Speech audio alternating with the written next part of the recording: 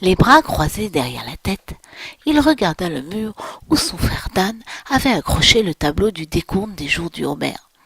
Ses yeux se posèrent ensuite sur la photo de la navette spatiale collée juste à côté du tableau. À cet instant, sa pensée partit au galop comme un petit cheval. Par association d'idées, la navette spatiale se transforma dans son imagination en fusée nucléaire, lançant des flammes, brûlant des météorites et fonçant à la vitesse de la lumière. Il se la représenta comme un séphir géant dont les pilotes seraient les lettres de la Torah ou bien encore de petites meguilottes sur pied. « Ouah !» s'exclama-t-il en lui-même. « C'est une Torah comme celle-là que j'aurais voulu recevoir. » Si pour chaque question d'une interrogation, plutôt que de farfouiller dans un livre ou dans un cahier, je partais dans ma fusée et cherchais la réponse, ah ouah, ce serait vraiment, vraiment merveilleux. Mais pourquoi n'est-ce pas ainsi? Après tout, rien n'est impossible à Hachem.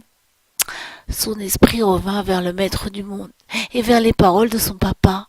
Si Hachem a inventé Shavuot, c'est que Shavuot est indispensable à notre Neshama. Ce devait être la même règle pour la Torah. C'est pourtant vrai que je suis un bébé. Les grands n'ont pas besoin de fusée pour apprendre les secrets du monde. Mon frère, par exemple, ne proteste jamais lorsqu'il a des pages entières de grammaire à avaler. Et puis un cadeau, ni ne se refuse, ni ne se négocie, surtout s'il vient de si haut.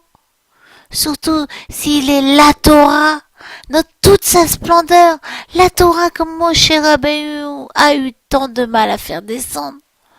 Oh Hachem, je te demande pardon. Je te demande pardon.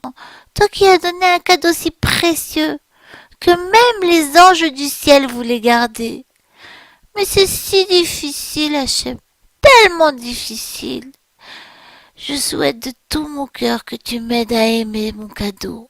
Itamar ne le remarqua pas, mais les mots qui sortirent de sa bouche se groupèrent en une sorte de boule de lumière et sortirent tout droit par la fenêtre, puis montèrent à la vitesse de l'éclair vers le firmament. Car vous ne le savez peut-être pas, mais la tfila des petits-enfants, Tinok chez le Betraban, est toujours plus légère et plus rapide que celle des adultes.